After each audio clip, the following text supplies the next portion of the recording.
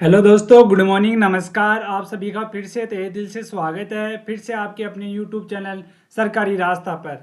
जैसा कि दोस्तों, हमारी जो पुस्तक राजस्थान आर्ट एंड कल्चर की जो बुक चल रही थी, उसके आज हम दूसरे चैप्टर की बात करने वाले हैं, जिसका नाम है राजस्थान के प्रमुख लोक देवता। आज हम राजस्थान के प्रमुख लोक देवताओं के बारे में चर्चा करेंगे। फिर हम राजस्थान के लोक देवियाँ और राजस्थान के प्रमुख लोक देवताओं के महत्वपूर्ण प्रश्नों की चर्चा कर लेंगे।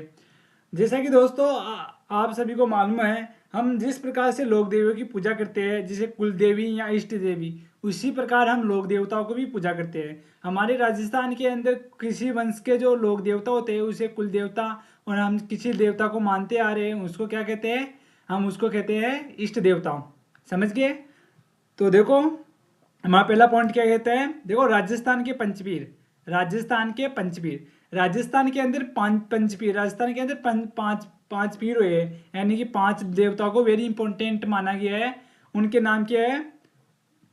पाबूजी, हड़बूजी, मियाजी मांगलिया, गोगाजी व रामदेव जी। ये क्या है? ये राजस्थान के पंचपीर है, यानी कि ये राजस्थान के पंचपीर है। इन्हीं इन्हीं पंचपीरों में से ज़्यादा प्रश्न पूछे जाते हैं, और वैसे भी अन्य भी कुछ लोक देवता है, पर इनमें से ज़्यादा प्रश्न पूछे जाते हैं। इन्हीं पंचपीरों में से आप आज हम स्टार्ट करने वाले हैं। उनका नाम है पाबूजी। उनका क्या नाम है? पाबूजी।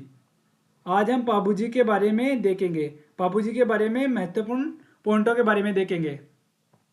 तो देखते हैं हम पाबूजी के बारे में।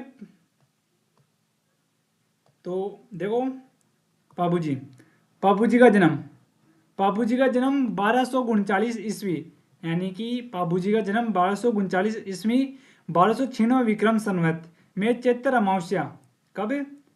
चैत्र अमावस्या को कोलूमंड फलोदी में हुआ। यानी कि पाबूजी राठौड़ का जो जन्म है वो 1239 ईस्वी में, यानी कि 1296 विक्रम संवत में चैत्र अमावस्या को, कब? चैत्र अमावस्या को कोलूमंड फलोदी में इनका जन्म हुआ था। इनके पिता का नाम धांधल जी राठौड़ था। इनके पिता का नाम क्या था? धांधल जी राठौड़। और इनकी माता का नाम क्या था? कमला देवी। इनकी माता का क्या नाम था? कमला देवी था। इनकी पत्नी का नाम सुपियार फुलम था। इनकी पत्नी का नाम क्या था? सुपियार फुलम, जो कि अमरकोट के सूरजमल सोडा की पुत्री थी। यानी कि जो पाबूजी है उनकी पत्नी का नाम सुपियार फूलम था, जो कि किसकी पुत्री थी? अमरकोट के सूरजमल सोडा की। समझ गए? पाबूजी के अन्य नाम देखते हैं, यानी उपनाम देखते हैं। इन्हें उट्टो के इन्हें इन्हें उट्टो के देवता, गोरक्षक देवता, फलेग रक्षक देवता, लक्ष्मण का अवतार, हाड़ फाड़ के देवता, वचन पालक, शरणागत के रक्षक, अक्षुदोद्धारक देवता कहा जाता है। यानी कि हमारे जो पाबूजी है उनको उट्टो के देवता, गोरक्षक देवता, फलेग रक्षक देवता, लक्ष्मण का अवतार, हार फाड़ के देवता, वचन पालक, शरणागत के रक्षक और अछूतोद्धारक देवता कहा जाता है। यानी कि पाबूजी की ये क्या है? उपनाम है, यानी कि इस नाम से भी पाबूजी राठौड़ को जाना जाता है। समझ गए? अगला पॉइंट है प्रतीक। देखो, पाबूजी का मंदिर के बारे में क्या प्रतीक है, यानी इनकी मूर्ति के बारे में यह क्या प्रतीक है? भाला लिए अश्वरोही भाला, यानी कि इनकी ये जो पापूजी राठौड़ है, इनकी जो मूर्ति है वो भाला लिए, यानी अश्वर पर बैठे हुए हैं पापूजी, और उनके हाथ में क्या है? भाला है। समझ गए? इनके गुरु का नाम क्या है? इनके गुरु का नाम है समृत भारती। इनके गुरु का क्या नाम है? समृत भारती। इनकी एक बहन थी जिसका नाम क्या था? सोहनबाई। जिसका नाम क्या था दोस्तों? सोहनबाई। और इनकी घोड़ी का क्या नाम था? इनकी घोड़ी का नाम था केसर कालमी। क्या था इनकी घोड़ी का नाम? केसर कालमी। केसर कालमी इनकी घोड़ी का नाम था, जो कि क्या थी? काले रंग की थी। समझ गए? किस रंग की थी? क्या काले रंग थी? काले रंग की थी। ये काले रंग तो नहीं पूछा था, बट ये पूछा जाता है कि पापूजी की घोड़ी का क्या नाम था, या पापूजी के वाहन का क्या नाम था। तो उसका क्या नाम था? केसर कालमी, जो कि क्या थी? एक घोड़ी थी। समझ गए? और अगला पॉइंट है हमारा कि बापूजी की शादी के समय जिंदराव खिंची। बापूजी की शादी के समय जिंदराव खिंची, जो कि जायल नागौर, खाका जायल नागौर। देवल चांदी की गायों का अपहरण कर लिया। देवल चांदी की गायों का अपहरण कर लिया, जिन्हें छुड़वाने के लिए जिंदराव खिंची ने बापूजी का युद्ध हुआ। दोस्तों, जो जिंदराव खिंची है वो बापूजी की बहन, बापूजी की बहन कौन? सोहनबाई। समझ गया? समझ गए। उनका क्या था, ये पति था, उनके क्या थे, पति। और ये बापूजी के क्या हुए, बहनोई। यानी कि जो बापूजी के बहनोई थे जिंदराव खिची, उन्होंने देवल चांदनी की गायों का अपहरण कर लिया। यानी कि जो देवल चांदनी की गायें थी उनका इन्होंने अपहरण कर लिया। क्यों किया, क्योंकि ये जो देवल चांदनी थी, वो जो देवल चांदनी थी, इसके बाद केसर कालमी, ये जो केसर कालमी जो बापूजी की घोड़ी थी ये थी, जिस कारण से बापूजी और जिंदराव खिची के बीच में बनने, मतलब इन दोनों के बीच में झगड़ा हो गया, जिस कारण से इसने उस समय बापूजी की क्या हो रही थी, शादी हो रही थी। शादी के समय इन्होंने, जिंदराव खिची ने, ये जो देवल चांदनी है इसकी गायों को चुरा लिया, समझ गए, जिसका वो चुरा लिया और जिस कारण से जिंदराव खिची और बापूजी के बीच में क्या हुआ, युद्ध हुआ, समझ गए। अगला है जिसमें देंचू गांव, जिसमें देंचू गांव फलोदी में 1276 ईस्वी को बापूजी शहीद हो गए। यानी कि देचू गांव फलोदी में 1276 ईस्वी में इन दोनों के बीच युद्ध हुआ, जिसमें बापूजी क्या हुए, शहीद हो गए, समझ गए। बापूजी का सहयोग किसने किया, देखो बापूजी का सहयोग चांदा जी, हरमल जी और सहल जी व डेम्बो जी ने। यानी कि बापूजी के साथ थी चांदा जी, हरमल जी, सहज जी और डेम्बो जी, ये भी इनके सहयोग में शहीद हुए थे, यानी कि इनके साथ ही थे, समझ के। अगला पॉइंट है फड़। देखो बापूजी की फड़ सबसे लोकप्रिय है। दोस्तों फड़ जानते हो क्या होता है, देखो फड़, फड़ इस प्रकार से एक कपड़ा होता है, उसके अंदर किसी की लोक देवता के बारे में, जीवन के बारे में लिखा जाता है, उसके जीवन परिचय के बारे में चित्रित किया जाता है, उसके जीवन के बारे में क्या किया जाता है, चित्रित, उस लोक देवता के बारे में इसमें चित्रित किया जाता है, और उसको किसी वाद्य यंत्र बजाकर उसको लोगों के सामने प्रदर्शित किया जाता है। उसको क्या कहते हैं, उसको क्या कहते हैं, फड़, क्या कहते हैं, उसको फड़ कहा जाता है, समझ गए। तो बापूजी की जो फड़ है वो सबसे लोकप्रिय है, बापूजी की फड़ क्या है, सबसे लोकप्रिय है, जिसका वाचन, यानी कि ये जो फड़ है उसका गायन कौन करता है, उसका वाचन नायक भोपा रावण वाद्य यंत्र से, किससे, रावण वाद्य यंत्र से करता है। ये ऊंट बीमार होने पर करता है, कब करता है, ऊंट बीमार हो जाता है ना, तब इसका वाचन करता है, समझ गए। अगला पॉइंट है ऊंट पालन पोषण करने वाली रायका व रेबाड़ी जाती है। यानी कि ऊँटों का जो पालन पोषण करती है वो रायका व रेबाड़ी जाती है, समझ गए। जो माठ वाद्य यंत्र से, जो किससे, जो माठ वाद्य यंत्र से बापूजी के पवाड़े गाथा गीत गाती है। यानी कि दोस्तों इंपॉर्टेंट है कि पवाड़े पवाड़े किस लोक देवता के गाए जाते हैं, पवाड़े किस लोक देवता के गाए जाते हैं, तो इसके अंदर हमारा राइट आंसर क्या है, इसमें बापूजी के पवाड़े गाए जाते हैं, समझ गए। हमारा अगला पॉइंट है दोस्तों मेला। बापूजी का मेला कब लगता है दोस्तों, देखो जो हमारे लोक देवता बापूजी है उनका मेला चैत्र अमावस्या को, कब लगता है, चैत्र अमावस्या को इनका मेला लगता है, समझ गए।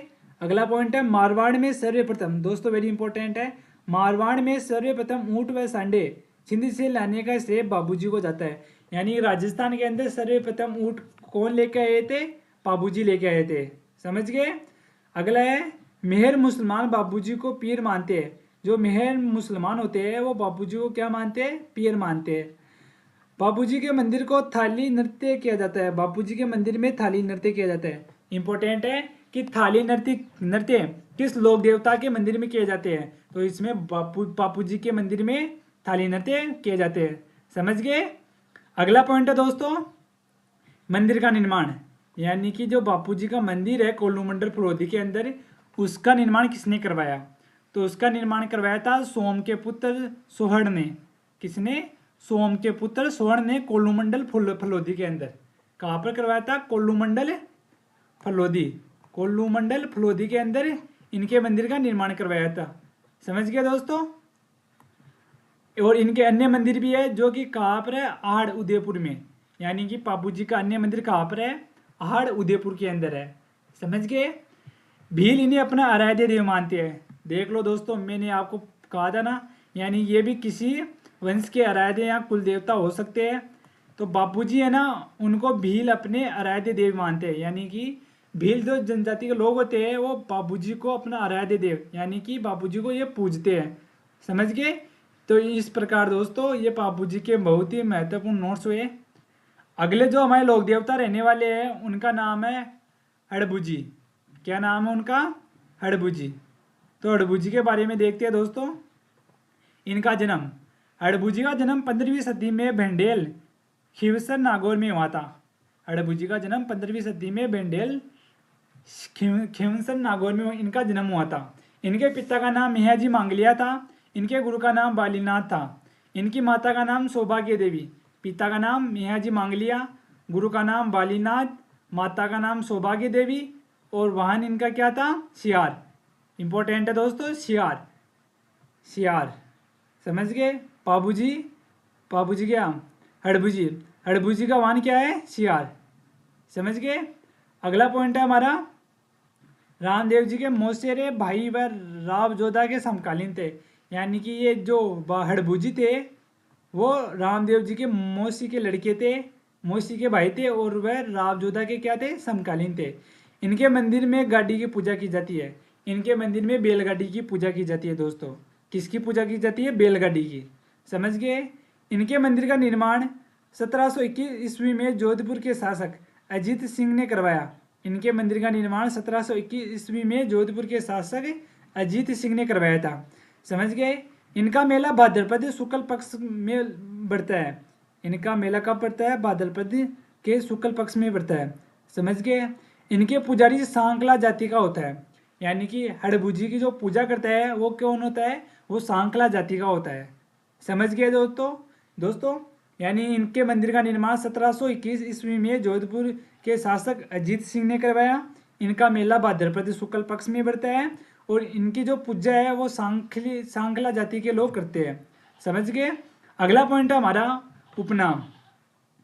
उपनाम यानी कि हड़बुजी के उपनाम क्या क्या है? तो दोस्तों हमारे हड़बुजी के उपनाम है सिद्ध पुरुष, चमत्कारी पुरुष, शाकोन शास्त्र के ज्ञाता, योगी सन्यासी, वचन सिद्ध, वीर योद्धा आदि नामों से इन्हें जाना जाता है। यानी कि हड़बुजी को सिद्ध पुरुष, चमत्कारी पुरुष, शकुर शास्त्र के ज्ञाता और योगी सन्यासी, वचन सिद्ध और वीर योद्धा के उपनाम से जाना जाता है। समझ गए? हड़बुजी ने रामदेव जी के 8वें दिन रुणेजा में समाधि ली। यानी कि रामदेव जी ने समाधि लेने के पश्चात 8 दिन बाद में हड़बुजी ने भी इनके साथ समाधि ले ली थी। समझ गए दोस्तों? तो इस प्रकार ये हड़बुजी के मोस्ट इंपोर्टेंट पॉइंट रहे। इन्हीं पॉइंटों में से बार बार प्रश्न पूछे जाते हैं। और हाँ दोस्तों, हमारे जो अगले जो लोक देवता रहने वाले हैं उनका नाम है गोगा जी। गोगा जी के बारे में हम महत्वपूर्ण पॉइंटों की अगली वीडियो में चर्चा करेंगे। अगर आप इस क्लास में नए आए तो इस क्लास को जरूर लाइक कीजिए, इस चैनल को सब्सक्राइब कीजिए। और हाँ दोस्तों, मिलते हैं हम अपने नेक्स्ट क्लास में। तब तक के लिए धन्यवाद दोस्तों।